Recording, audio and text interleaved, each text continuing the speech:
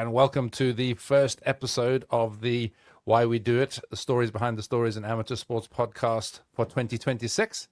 And today we are delighted to be joined by Sandra Weir, also known as Sandy. I might change the name as we go. You don't mind being called either, do you? No, not at all. Either or. Welcome to the podcast. You are snowed in Aberdeen. You should be back at school teaching, but you've missed 2 days. How are you doing otherwise? Yeah, just cold. No, apart from that, yeah, all good. 14 inches of all snow, good. apparently. Yeah, it's just mental. It's over my Toblerone, my chocolate Toblerone. So that's a really good measure, because if you just have to sit it out, you might as well eat that while you wait for it to drop down exactly. And you can get back to school. But off for another day or so. Well, it's great to have you on. We've been promising to have you on for a long time. Like a few others that have been on this and a few others that will come, we are entwined in some of the things we've done in the past. Some of the stories have got some overlap. You sent me some pictures before this, and one of them includes me. So that was a surprise, but we'll pop that up in due course. Before we start, let's just say you're a triathlete. You're a aquathloner. Is that? I mean, I'm also one, but I don't know how to call it. Is it an aquathloner? In that you do swim, run without the bike, but you also do triathlon, and you've competed at international level. And we'll get into that with the first story, and then go back to the beginning. But let's start with your sponsor. You picked a sponsor, which is just a fun thing to do. This is the sponsor you picked. If you could be sponsored by anyone, you would be sponsored by Liv. I think the answer is fairly obvious, but why have you chosen this? Mainly because you can't do everything. Triathlon's an expensive sport, so it's like, you know what, I want the best of the bikes, but you can't afford the best of the bikes. So if you had a sponsor, it'd be good to have a sponsor. And they're also female built, so it makes a massive difference when you're racing in comparison to male bikes. So since we started this little silly game of who your sponsor be several guests ago, I always thought bikes was the obvious answer, particularly for triathletes. But this is the first time we've had a bike brand pick. Oh, really? So, but funnily enough, someone coming on next week has chosen exactly the same brand. So we got double up on this one. So you don't get any coming along, and then two come along at once. So there we go. So yeah, it's an expensive old game, triathlon from time to time, and the bikes generally are the thing that hurt the most. So I'm with you, totally with you on that. So. And because I'm so small, I'm only 5'1", 5'2". Trying to get a bike that fits properly is just crazy. I mean, you're fine because you've got height. I'm almost too tall. Yeah. I'm almost getting out the other end. Yeah. And I'm not that. I'm 6'1.5", so I'm getting up to the bigger frame bikes. But the kind of big group in the mediums is that's below me. So let's jump to the crux of some of the stories, and this actually goes back to when you and I first met. So the background to this, very briefly, is that we were coming out of COVID. There'd been a series of races on the international set that had been cancelled due to COVID for international age group triathlon. You and I were part of a group of folks who had just qualified for the first time in 2019. And we were all ready to go in 2020, and we had the frustration of all the races cancelled in 2020, and then most of 2021. Then all of a sudden, out of nowhere, there's a race on. It's the World Championships in the aquathlon. It's going to be at a place called Extremadura in Spain. We got about 6 weeks' notice that it was actually going to happen at the end of 2021, October 2021. And a bunch of us said, we waited so long, we're in. So you show up, I show up, there's a bunch of us there. Tell us about your race. How was Extremadura your first international age group triathlon or multi-sport race? So if I'm correct, because they all kind of merge into one, it was the end of October. So it was the weather wasn't the standard, Spanish weather. And I remember standing there, and I think I've got a picture of me, which I didn't send you, in a hat, like a bobble hat, waiting. And I think there's pictures of you in dry robes and everything, trying to get changed because it was actually still quite cold. I think the water was like 16 degrees. For us Scottish was fine. It was like absolutely perfect. It's quite warm for us. But I remember going in the water, because it was in the water start, and being surrounded by Spanish people, and the Spanish ladies complaining because the water was so cold. So I thought, oh, well, if I get a good swim here, I'll be fine.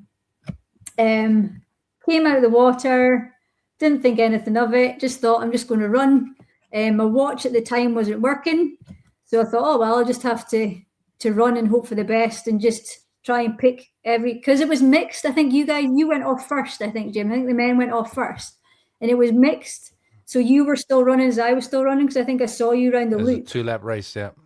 Yeah, so I was like, so I was like, right, I'll just do a lap and then for the first lap and then the second lap, I'll try and pick females off because they didn't have like any identification of what age group they were or anything like that, which we know that they do, but obviously Extremadura was not that well organized. Remember with the fights and everything in registration. Yeah, that's another story. We don't have time for that, but that was a bit crazy. Yeah. So yeah, I just thought I'm just going to just try and run to like a female in front of me and stay there for a wee bit and then get my breath and then run to another female. So it was kind of almost like sprint training because I was just sprinting to one female sitting there. Done 2 laps. I remember there was talk about what trainers everybody was wearing and are they wearing this and are they wearing that? And I was like, I've only brought 1 pair with me, so I'm just going to lump it basically. And then crossing the finish line to have you facing me at the end of the finish line. There's a picture of you coming across the finish line. Yep. And then you shorter here then, and then you saying to me, you came second, and that was like, yeah, okay, whatever. And then you were like, no, Sandy, you've just come second. Like you're second in the world. And I don't swear being a teacher, so it's like you're kind of thingy in. But I think I told you to you're allowed to swear on this. Yeah. Oh, are you? Okay. Yeah. I think I just turned around and went, fuck off. And I was like, what? And totally taken surprise because I did not expect like to be number 2 in the world after COVID when I wasn't really running properly. I hadn't swum for ages. But looking back, it's probably done me the world of good because I don't think I think people who in COVID and lockdown, I was still running. We luckily had we've got like a little gym set up in our spare room and we had a treadmill and things like that. And at that point in time, we had a nice summer. So I was swimming in the river against the tide and against the current and everything. So I think that built up my strength and I wasn't expecting anything of it. But then obviously the big, strong people didn't go to it. So, but you only race the people that are there, I guess. But so that was a massive shock. But then the problem with that is then you then put a lot of pressure on yourself because you were world number 2, and then all of a sudden the next year you're not as good as that, and it's like. But you got to be in it. You got to be in it to win it, or you got to be in it to come second. And you came second in an official World Championships, and I know you came back, and that was that you were on a real high. I remember you just buzzing, and I also remember the fact that we were in a group traveling together, and it was pouring with rain afterwards, in the middle of nowhere, and we had to wait around for the ceremony just because of you, where the rest of us were ready to hit the road and get out of there, but we had to wait for you to get your silver medal. So and then we got in the car, and we were all soaking, but because it was so late, I think it was like 8 o'clock at night by the time we were finished. And then we were all soaking, but we'd obviously checked out of where we were staying before the race. And a 3-hour drive So back to we Madrid. were all driving back to Madrid, which was, I think, a couple hours long, wasn't it? That we were 2 to 3, all soaking in the back.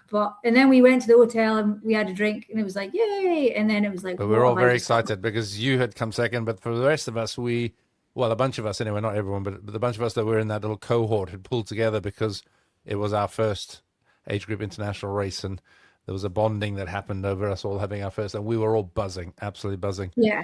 Whether we were on the podium or not, so it was a great experience. So, anyway, let's go back to the beginning. So that was a recent highlight story, but take us back to Aberdeen, your childhood, and what you were involved in with sport from the youngest years that you can remember. God, so I started playing football when I was 5, but I was always out kicking the ball about. My mum apparently said to my dad when I was still in my mum's stomach, "You've got your footballer here," because she's a bit of a kicker. So they thought I was actually going to be male. So yeah, from the age of 2, I was constantly kicking a ball. Started playing football when I was 5.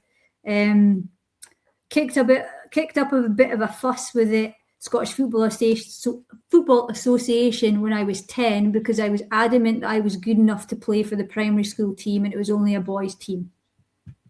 So I had to write letters back and forth to the SFA. So you wrote to the SFA. What did you write to them? What did you ask? And did you get a response? I've still got them, actually. They're up in the loft. I should have taken them down for this, but yeah, I've still got them. I said that I think I was like 8 or 9 year old girl from Aberdeen. And I was just wondering if you could clarify, which wasn't an 8 or 9 year old like word, yeah. Or explain maybe. It was like, can you explain why I am not allowed to play in my football team when I am better than all the boys? So they did. They got back to me and they're like, it's up to the individual coach and school on how they like do it or whatever. Yeah. So then I was like, well, then I wrote another one back saying, is there any way that you could have some influence because my coach is not letting me play? So then they wrote another one back just saying apologising that we can't get involved in individual coaches and individual things, but we wish you all the best in your future. I was like, oh well, okay, that's nice. So because I'd written all those letters, then I showed them to the coach who was my primary school teacher at the time, and he was like, right, I'll give you a trial. And I was like, okay. And this is like 1988 because I was 8, 9 years old, and I remember him saying when I was getting a trial, and I remember this all this time, him saying to his son who was on the team, make sure you get her if you get the chance. And he came in with a sliding tackle and then screwed my ankle. Yeah, ankle. So then I never got on the team because he did the ligaments in my ankle. And he was like, oh, sorry, you can't play this season because you're injured. Wow. So I was like, the first of many injuries and health things that you've dealt with throughout your story, as we will hear, but yeah, that's unbelievable. I mean, amazing that you got 2 letters back from the SFA. That in itself is extraordinary, but it just does show what things were like. And 88 isn't that long ago. No, but now look at it compared to when you look at girls and women and girls and women in football now. What do you think compared to what you had to go through? Oh, I think they obviously put in a lot of work.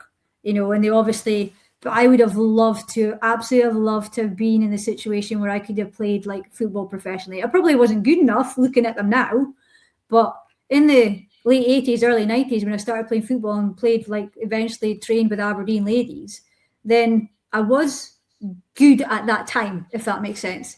But now, they've got different physiques and everything, they're looking back. But I mean, it's amazing what they're doing because, I fought in the 80s to play. And now that they're getting like 80,000, 90,000 people in stadiums that are just willing to pay for them to watch. Well, I used to play against big teams like the Celtics and the Rangers women with like 3 people standing watching, and 2 of them were my mum and dad. Well, one of them was my dad. Yeah. So I was going to bring that up because you obviously talk about school, and but you also mentioned in your notes that you had played a few games with Aberdeen. So tell us about getting into the Aberdeen squad and what was involved playing against some of those other teams with 3 people watching. Yeah, so I think at 14 I went for a trial at Aberdeen ladies, and you can tell the difference there. And I remember being in the changing rooms and everybody sitting having a cigarette, and me going in the changing rooms and be like, "Whoa, it's so smoky." So I played a couple of like games for them, and then I was going through my exams, being at that school, like hires and standard grades. So I didn't play football as much. I still trained with them. And then I dropped down a level and played for another team in Aberdeen, but it wasn't Aberdeen ladies at the time. And then played against like the Rangers and Celtics. And it's just, the game's changed so much. Like, I don't know if I can see it or not on the TV, but it's changed so much. Like, you have like people standing on your feet in corners so you can jump. You had like people like just sliding tackle at the end because I was obviously quite nippy up and down the wing, and they'd be like, instead that was the only way that they could stop me. So, it was just crazy looking back at the things they do. You used to like pull your hair in corners if you had longer hair so you couldn't jump, and the referee just being like, oh, it's just women's football. It's just what it is. That's it. And was it men or women referees? Men. Mostly men. Yeah. Yeah, so. Mostly men. But mostly, and in fairness, and this is going to sound a bit nasty, mostly retired men who were not just newly retired, but been retired for like a good few years and basically just used to stand in the centre line and not being able to move and keep up with play. and call the offsides from 40 yards away on the halfway line. Yeah. I've had a few refs like that when I've played football myself a couple of times. So it's just it's completely changed times and massively positive. But you guys were the front runners of all that, the putting up with all that stuff, writing to the SFA, just keeping going. It's because of you that those girls are doing what they're doing now. So credit to your generation really for that. Yeah, it's been it's obviously hard, but you look at kids just now and you go outside and you see like girls playing in the boys' football teams and the school teams, that if you're walking around where I live, then you can see them play and you think, oh, well, that's good. It's a good thing, Yeah, definitely. But that wasn't your only sport, was it? You were doing some other things at school as well. So I played all sports at schools. I did like my higher PE and everything like that. So my sports at school were football and swimming. So I swam as well for our local swimming team, but my sister was better than me, which I didn't really like. So that lasted, and I wasn't very good at early mornings, so it's amazing how things have changed. But so I swam up until maybe about third year at school. So again, when exams started coming, and then I was getting up at 5 o'clock to go swimming, and then tired, and still try to do my football training as well a little bit. Then I had to decide what I was going to give up. So that's when I gave up the swimming. And were you competing in the swimming at all? And how'd you get into that? My mum couldn't swim as a youngster. She almost drowned in the river in Canada where she lived. So she was adamant with us growing up, that me and my older sister, that we would learn how to swim. So Dad took us, I've got memories of Dad taking us in the swimming pool and just throwing us in the swimming pool, and just getting used to being under the water. And we knew he was going to be there to pick us up. It's not as if he was like a neglectful parent.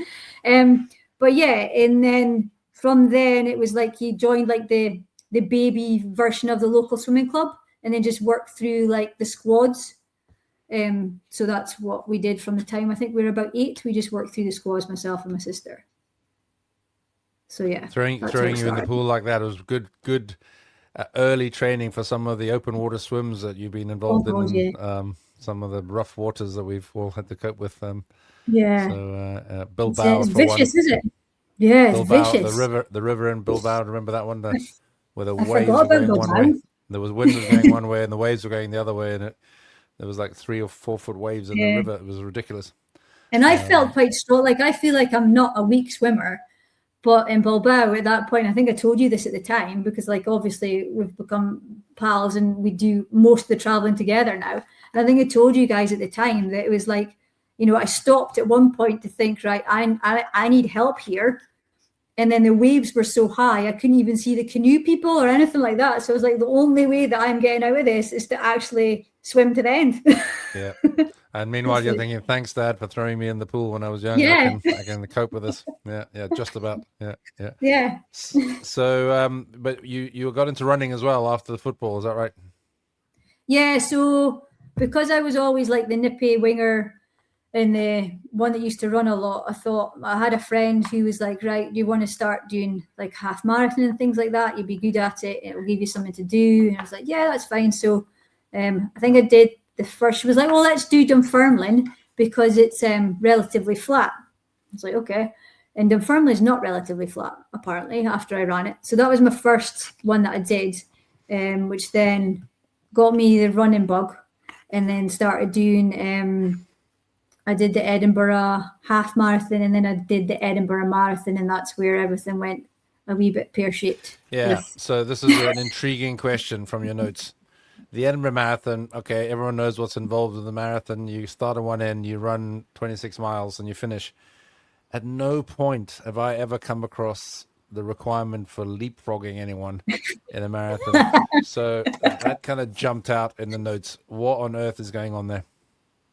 So I think it was mile 9 or 10. I can't even remember. I know you go over like a part of Edinburgh. I don't even know which part it is. Obviously you'll know which, but I'm sure there's a street that's just cobbled. slightly. The routes changed a bit over the years, yeah. Yeah. So I remember it still being quite busy because the cobble street was a bit narrow and there was lots of people. And one woman, no idea, just decided that her lace was untied and bent down straight in front of me. And I thought, I've got nowhere to go. So I had to leapfrog her. But then the way I landed on the cobble, I was like, oh, something's not right with my knee there. But like right into the SFA shows you what kind of a determined person I am. So it was like, well, I've been training for this, so I'm going to finish training it. Finish doing it. So carried on. And so you still had another, point, 16 miles to go? Yeah. And my dad called me because I had my earphones in. And I know you're not loud, but I had my earphones in. My dad called me at like mile 21 or something. He's like, how are you getting on? And I was in tears because I was like, oh, it's so sore. But I didn't tell him what I'd done because otherwise he would have told me just to stop. But I just carried on and did it. I still did it in like 3 hours and 53, and then on the way back up the road and to Aberdeen, it was like, no, this knee is not right. And then I ended up being out of action for a good few months because I ended up having to get an operation in it. That must have been very frustrating, but at least now it makes sense because when I read that, I was thinking, oh, you're just monkeying about with your friends or something like that. Oh, let's just leapfrog each other for a bit. That'll be fun. But no, it was an evasive action move. So that makes sense now. I can understand that. But what a tough outcome though, and yeah, that was quite serious. So I'm just trying to work out age here. You kind of gave your age away. You're 33 at this point? How old are you? 23. No, that point I was 25ish. 25ish. 2000. Yeah. So that's a young age to be dealing with a really messed up knee. And that you just touched on it there. So it was surgery. What was going on? That was pretty serious then. So that was what I now call my good knee because my other knee's even worse. But yeah, that was just a case of I'd done something to the meniscus, and then there was floaters and everything. So they had to just basically go in and clear it all out and suck things out. So what happened to the bad knee then? That was a good knee. What about the bad knee? So the bad knee was in not that long later. Well, a wee bit, but just before I started the GB stuff, that's when the bad knee started. Because it was like winter again, I think, and I was on the rowing machine in the gym, and then something happened behind me, and I twisted to see what was going on. And then something went in my knee because obviously when you're in the row machine, you're like plugged in. Mm-hmm. So the way that I twisted, I totally buggered that knee. So yeah. What's so buggered is the unofficial version. What were the doctors calling it? So the doctor said that the NHS doctor said that there was nothing wrong because anytime they did MRIs and everything, they couldn't see anything. But I was like, no, there's something wrong here because I can't. Like at that point, I wasn't running. I hadn't run for about 8-9 months because I couldn't do anything, even walking the dog at the time. If I took a step down, like on a pavement onto the road, I was like, no, that's not right. It was just like a sharp shooting pain. So I eventually paid to go private. And I got another MRI and they were like, well, we can see why the NHS is the same because we can't see anything. We can go in and the only thing they said was the only thing that we can see is we've got some shading. So I can't remember what bone it is, your thigh bone and that bone. Mm-hmm. So they say we can see some shading on the bottom of this bone, right? And which could mean that it's cancer of the bone. All right. Okay. Yeah. So can you sign a permission form if we do go in and it's cancer, do we have permission to amputate?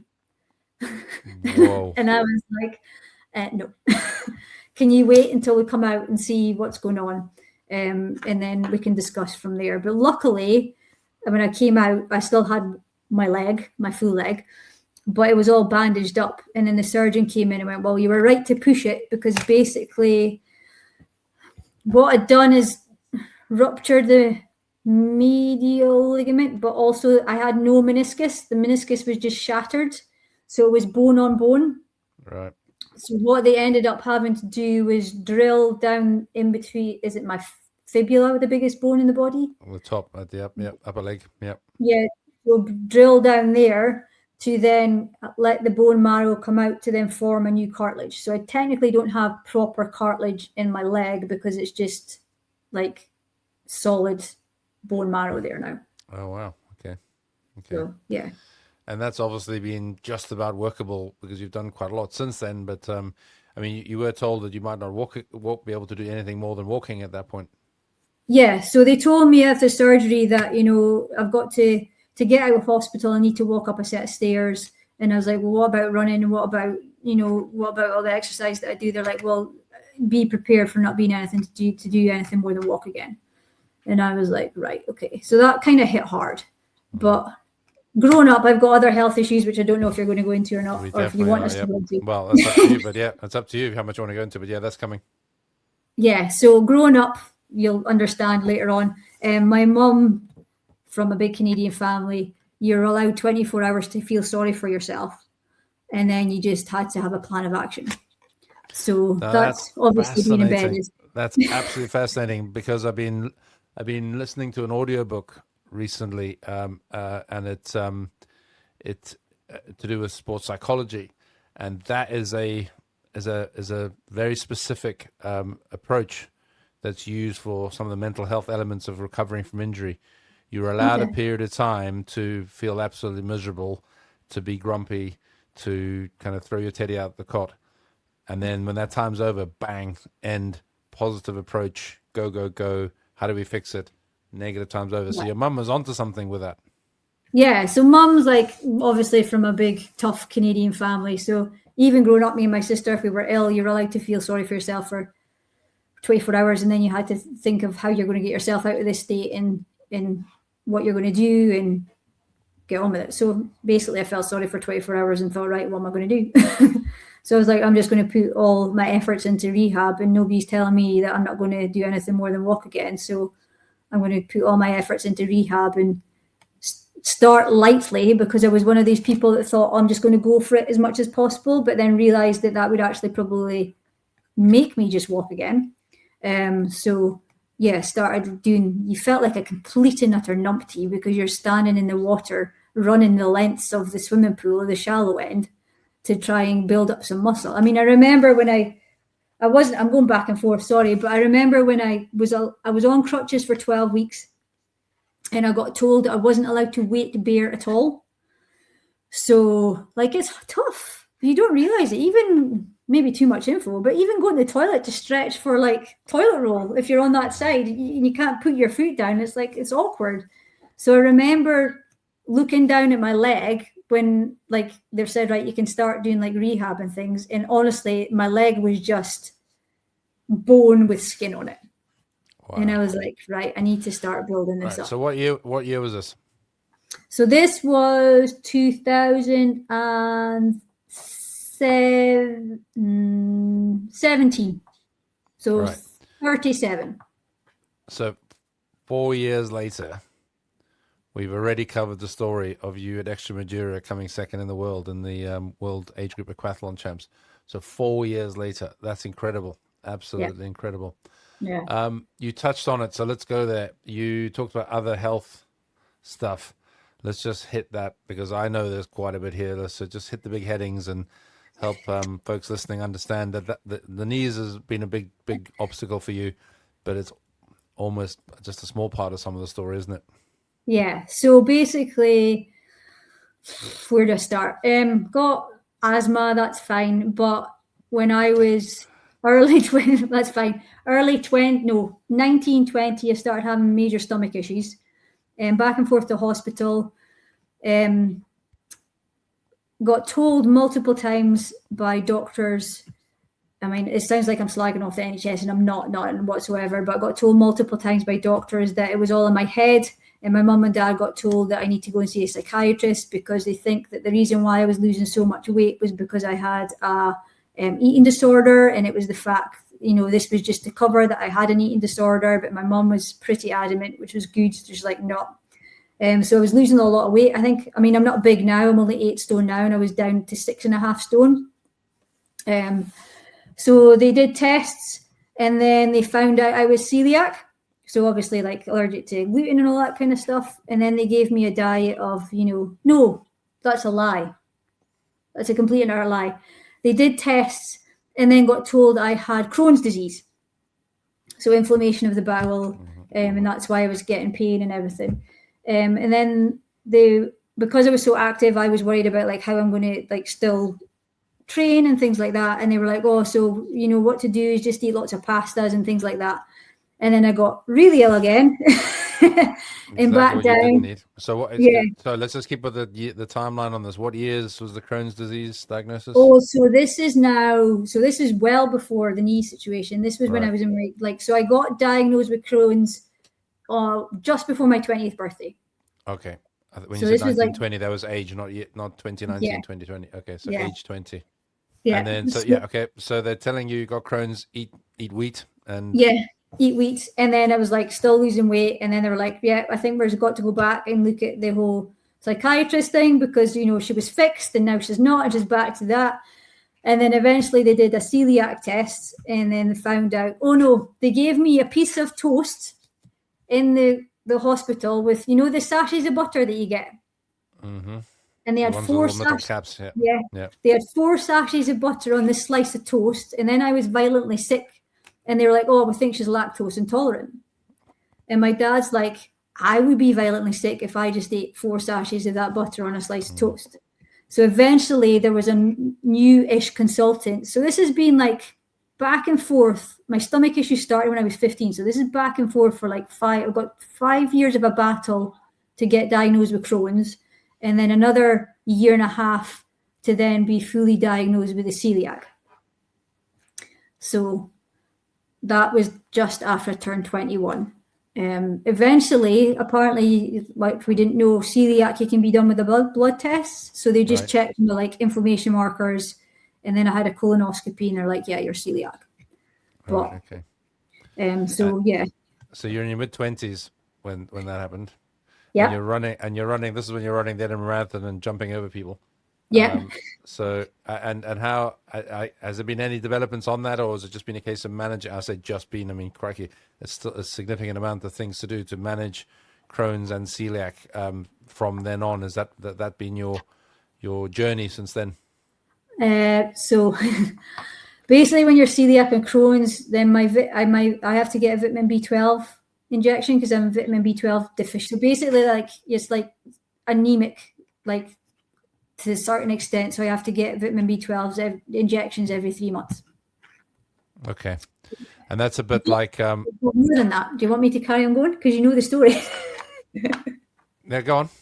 Okay, so 20 years of a battle with having Crohn's, where I have flare-ups and where I have flare-ups. The last massive flare-up I had was in 2011, where I ended up in hospital for on and off for 3 to 6 months on morphine, completely off on a different planet.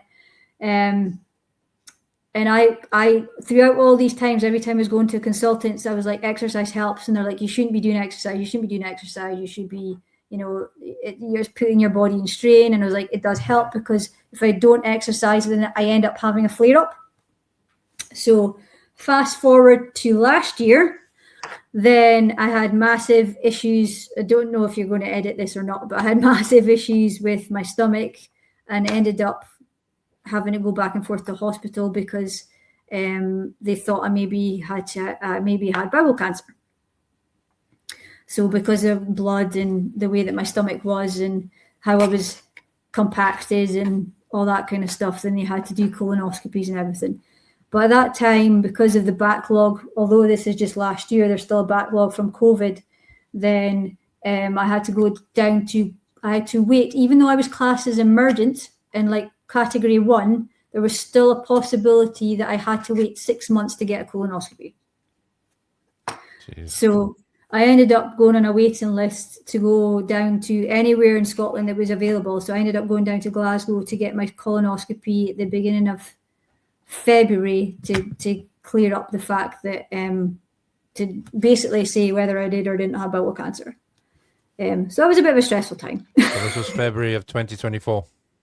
No, last year, 2025. 2025, yeah. Before Pamplona, yeah. Yeah. So then, just so you know, because and I mean you know this already, but for anyone else listening, we're going to go very positive in a minute. Yeah, Lots of positive stories. it's all. Yeah. It's So all. you're Yeah, in. You it does you all go to sound Glasgow. miserable, doesn't it? No, it's well. I mean, what it sounds is brave, Okay. and I've known this before. It sounds determined and brave, and I've got a little bit of a dicky knee, and I'm struggling. And I do think about you from time to time when I'm struggling with my little bit of a dicky knee, and I'm like, come on, get a grip of yourself. It's a tiny bit of a dicky knee, and think of what Sandy's been through with her knees and her stomach and everything else. So you're an inspiration, and you are determined, and you're brave, and you don't give up, and that's massively to be admired. So that's what I was thinking rather than anything else. But when so you get this this test done in Glasgow, February 25, and what happens after that? So basically I got the all clear, so that was good. But then I was like, well, why am I still having issues? So I don't know how much detail you want and all that kind of thing. But what they found out later on, after I went again private in Aberdeen with the chief guy of colonoscopy and NHS up here in beginning of March, end of March. So April 11th, I remember that date, I had my appointment with him, and he basically told me from all the testing that they've done and all the testing that they've looked for, it's that my bowel just doesn't work. So I have a non-functioning bowel. So it doesn't matter like what medication I'm on or whatever for the Crohn's. So my bowel is just basically dead. So whatever I put in, it just basically stays there because it's not getting pushed around, if that makes sense. So tried me on. So this was after your intestines, I guess. Yeah. So so I have like certain points in my body that are always sore, and he was feeling about and having a look, and he was like, yeah, that point there is like, you know, where your large bowel goes round and it comes round like that. So it was always at the corner points. Right. And he was like, that's because your bowel is like narrowed, so things are there, but then because food isn't going round, it's blocking it, which is then making your bowel go bigger than what it should. So basically I've got like a bowel that doesn't work. So I asked him to take it out. He said no. He said he'd like to try some medication to start with. I was like, well, why is it there if it doesn't work? But because there's other implications when you get like bags and things like that. But yeah, so he tried me on medication, it didn't work. So he tried me on new medication, and it's actually working. So I can feel my bowel contracting. So it actually pushes things around. Things are happening. So yeah. So since April time, I've been fine. Wow. Well, that's you're not the first to be very open on this podcast, but that's again just highlights the challenges and the bravery that you've been facing. So let's switch quickly to the positive stories through all of that. So some of what you described have happened after what we talked about at Extremadura in your first age group GB race. Yeah. Tell us how you got into the age group GB kind of setup. What sparked that? We'll skip over Madura and we'll go into some of the other bits since then. Okay. So after when I was doing my rehab, I obviously thought, like, I know I can run, I know I can swim because I used to swim when I was younger. And I was like, and then I started cycling in the gym because I knew that wouldn't put pressure on my knee. So I started cycling in the gym. And then I just thought, one day I thought, there's a little local, it was like a super sprint. I think it was a super sprint series up in Aberdeen where I was like, I'm just going to do the super sprint and see how. It was like 2 years later. And I thought, I'm just going to do the super sprint and see how I get on. And did okay. Like, came first woman. And I was like, oh, I'm actually quite good at this. And I can't remember who it was. I don't know. I think it might have been Kevin, but I didn't actually realize it was Kevin at that time. A former guest on this podcast. Yep. Thinking, and he said, oh, you could with those times you could qualify for like the aquathon team. So I was like, oh well, whatever. And then I came home and researched it, and that's how I got into Extremadura. And then I decided I quite like this, so I'm going to try and get into the triathlon team and everything. So after second place in the world aquathlon, what was your next thing? What happened after that in terms of races and events? to Montreal and did the sprint triathlon. Here's a picture of that. Which I was disappointed in because I came 17th in the world. You set the bar pretty high on your first one, so that was always going to be tough. Yep.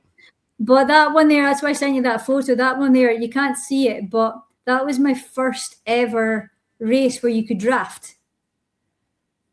So I wasn't used to drafting and working as a group. So for some folks who are slightly more triathlon nerds than others, generally drafting bike behind bike isn't allowed in most triathlons, and certainly long distance, no matter what.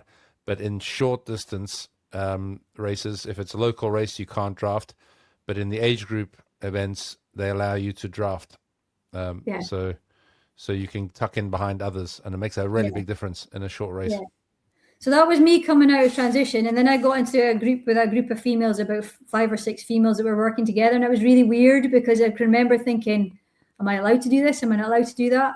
But I actually kept in contact with 2 of them, so it's like it's been quite good. Like you met in a pack, yeah. And it's like somebody found me on Facebook, was like, "Oh, you were part of my pack in Montreal. How you doing?" type thing, and I was like, "Oh," because I actually told them mid-race, "Oh, I could be qualifying for Canada because of 2 Canadian people." I was like, my mom's from Newfoundland, and they're like, "Oh, right." And that was mid-race. I was like, this is surreal. You know what I mean? There's 2 or 3 things that resonate there. One, I'm actually in touch with a guy that I first met in a drafting race when we were drafting together, and I didn't know him before that. So I had that experience too. And also chatting to anyone when you're in the bikes stages of a drafting race, kind of. And actually that's either just socializing like you were, or actually coordinating who's going to do what and get that pack to move faster. Yeah, it was surreal. So that was my first draft legal race. So okay. And then other races, I've got a few pictures here. Do you want me to lead with the pictures, or do you want to tell me what else? Okay, so let's talk about the Scottish side of things. Scottish champs. So Scottish champs. I love doing the Scottish champs, like the Scottish Aquathon champs. I love it. The first one I did was down in Irvine, and I don't think you guys were there. But the reason why it means so much is the fact, I know it sounds soppy, is I see all you guys. You know what I mean? In all these races, in the Aquathons and the Scottish champs, I see you and I see John. Well, let's pop this up here. This is another race that you sent this.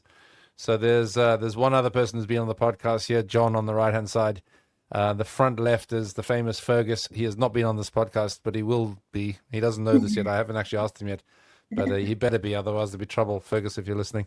And then there's the rest of us, the support team, and the gang. There's some missing. There's the gang's quite a bit bigger than this, but this was the group that was together after the race last April, European Aquathlon champs in Pamplona in Spain. Yeah, so that obviously as well. Sorry to interrupt. Obviously as well, like I need to mention Cara because she's been on your podcast as well. Cara's been a massive help for me for my running. So but she's not in this picture. Yeah. Oops. Actually, I think she was in this restaurant at a different table, if I remember correctly. I think she was with somebody else because she's obviously elite now. But and she has been on this podcast as well before. Yeah. So going back to the Aquathon one, that's why I like doing the Scottish races, and it means so much because we're all there for each other. We're all there to support each other, and it's just like the family meeting up again. You know what I mean? Yeah. And talking about that particular race in Pamplona, this is you at the finish of the European Aquathlon Champs earlier that day before we were in the restaurant, and these red bandanas was the takeaway thing because it's Pamplona where the bull runners happens, and they all wear those red bandanas. How was that race for you? Awful. Not as bad as the previous years. So obviously in Ibiza and that I didn't do so well in there. It wasn't awful. I was dreading it because it was quite hilly, and I don't do hills. I don't like hills. But Cara was like, you know what, just plow up it. Just do what you do. Don't worry about it. Don't think about anybody else. Everybody's in the same boat. And I know you said that to me on the way there as well. So I was like, you know what, I'm just going to basically go out and run it. Pretty much like the same as Extremadura, just go from one person to the next. I don't think I was wearing my watch then either because I decided it's going to put me... I remember phoning home to my other half, and I remember saying to her that I don't know whether or not to wear my watch because I'm going up a hill, and if I look down and see my pace and it's slow, then that'll stress me out. So she was like, just don't wear your watch. So again, you can't refer to your other half without naming. Oh, sorry, to D. your support team. Yeah, your bike maintenance support team and general supporter. Yeah, and first aider, but we'll go back to that one. And I love calling you guys Greece because Sandra D. Yeah. Yeah. So yeah, she didn't come. I think she had to stay and look after Bailey because it was just me, I think, with you guys then. We're sharing the same accommodation. And I remember speaking to her and she was like, well, if it's going to stress you out because you're going up hills and you can see that your pace is dropping, don't wear your watch. So again, I was like, right, I'm just going to have to do what I did at Extremadura and then try and pick people off. So you mentioned Cara there, and sorry to jump in, you mentioned Cara and you said thanks, but tell us a bit more about how Cara's helped you. She became effectively your coach on some of your development stuff. Yeah, so basically, was it Ibiza she came for her first race? That was her first race, yeah. Yeah, so I think we met in Edinburgh Airport through you.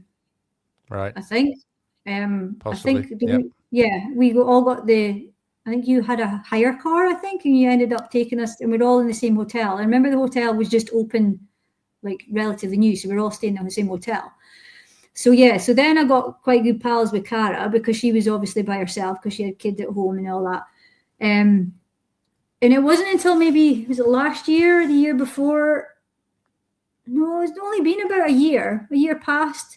And she was like, oh, I do the running club schedules for my tri or my swim club or run club. So she just started forwarding me them. So whatever her tri club or run club were doing, I was doing. And it was a completely different way that I was running because obviously I didn't have coaches or anything like that. And I was just doing things like the way that I thought it would be best to do. I had an app that I was going through, but it was like I was like plateauing. But then Cara was giving me like run club stuff that she was doing. And it was just not completely different, but not as long as I was doing. So it was more short, intense stuff, if that makes sense. And then I just see my running like coming back to being like, I'm running last year, like I'm 45 now. And I'm running as fast as I've ever run. And I'm like in my duathlon, which is maybe possibly the next page, was the one where I ran my like 5K PB. I think it was slightly too short, but it was still like 19 minutes 57 or something. Yeah, so this is the last picture. And I didn't recognize this race. So tell us which race this is and what's going on here. So I got into the duathlon team because I thought I might as well do aquathon and triathlon. I might as well try a duathlon. So I'm not sure. Actually, sorry, I keep jumping about. I'm not sure there's many people who've done age group aquathlon, triathlon, and duathlon. So you're probably in a small group there that's represented GB in all of those. But anyway, tell us about this one. So this was in Poland in March. So this was after colonoscopy, waiting for results. So this was like the bit in between, and I was like, I don't know if I'll do it. I didn't know if I was going to do it. I told my school that I'm not quite sure if I need time off. I'm just going to wait and see how it goes. So I think I decided about 3 weeks before that I would. When you need to pay, I think I was like, right, I'll just do it. So this was a sprint duathlon. It was absolutely freezing. You can't see it there, but it started. No, you can see it. You got the bandana, the gloves, the long sleeves. Yeah, I think it was like when we started, it was -2. Wow. So it was just outside Gdansk in Poland, and it was -2. But so this one here, I got involved with this group of women, and I was like effectively drafting in the run. And I think that's when I realized that the stuff that Cara's been doing is actually helping me because I got like 19 minutes. It was a 47 or 57. But like I said, I think it was a wee bit short. So it's sub 25K. Yeah, there's no way I could have done that without like Cara's input. Not a chance. That's amazing. This is an amazing picture. Look at the determination on everyone's faces, and you're in the middle of the pack. I mean, that looks seriously professional. Yeah, that's fantastic. But it was weird as well because we were all taking turns. We weren't doing it on purpose, but like that German lass at the front. At one point, I was like in that position, and people were like, it was like the red arrows when we're like behind each other, and then all of a sudden I started to get slower, and then somebody else thingied in, so you just like thingied in behind. But we didn't be like, I couldn't breathe, so there's no way that I could have discussed that. No, exactly. And actually, people underestimate, particularly in a fast run like that, how much difference drafting can make. It's obvious on bikes, not so obvious when you're running, but it can make a big difference, particularly into a strong headwind. So yeah, brilliant picture and great overall achievements for you, considering all the things that you've been through. And let's wrap up with what now? Where are you now? What happens next? Your plans for this year and beyond? How are things shaping up as you come into 2026? So basically, because my health's a wee bit better, then this year I'm going to try as much as possible to qualify next year for 2027 in Edmonton, because obviously I mentioned the Canadian background, so I'm dual citizen. So I want to get to Edmonton so I can hopefully see some family around there. So I don't actually care what I qualify in as long as I qualify. But they've got standard and sprint duathlon, they've got aquathon, they've got cross triathlon and cross duathlon. So I'm going to try and do as many qualification races as possible. And are you qualified for anything in 2026, or are you just concentrating on qualifying for 27? So I've qualified. So I got, with that 4th place in Pamplona, I got a PQ, so pre-qualified for. Yep. So I'm going to Spain in July. July. Right, yeah, okay. It's weird because we're doing a big European, we're hiring a motorhome and doing a big European trip. Yeah. But then I've also qualified in that same week, so it's quite good for the sprint duathlon again. Okay. So I've got those 2 races, and then you might be automatically qualifying off some of those races again, if you can get the finishes that you've been pulling recently, and if you're feeling better as well, then you're getting training sorted. Very briefly, last quick question: coaching. You've been doing a little bit of coaching online. Is that correct? Yeah. So I did the Ironman coaching certificate, so I've qualified as that, so I can do coach Ironman. But I've also started trying to do more, like my sister and her friends and all that. I do running plans for them. So my sister's super excited because she's getting quicker as well, and she's 48. So yeah. Are you just stealing Cara's plans and then passing them on? Is that what you're doing? No, not at all. Because there's not trying to get my sister to do what Cara's getting me to do. My sister is just not. But it's like my best friend and all that. So I'm basically trying to start my coaching, not coaching, so to speak. I just want to pass on my knowledge to people and go here's it. But it's not just it's more for newbies, if you know what I mean. It's for getting people running and getting people I'm a massive advocate for exercise is good for your health and your mental health. I think I've shown that. You're a walking, talking example. Gosh, dang it. Yeah. So I just want to be there. Coach is maybe a bit of a dodgy word, but I just want to be there to pass on my knowledge and get people running. It doesn't matter. One person's doing the couch to 5K thing, but and I'm adapting that slightly, and then I'm not adapting, but I'm looking at my sister, seeing what she's capable of doing and pushing her. So yeah, I'm looking for people that I can use as guinea pigs so I can try coaching a bit better. Get to understand how to help people. Yeah. Good for you. Well, Sandra, it's been brilliant having you on.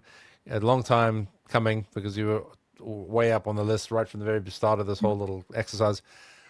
And credit to you, man. Unbelievable how you've got through all of that, how you've kept yourself together and just not given up, basically.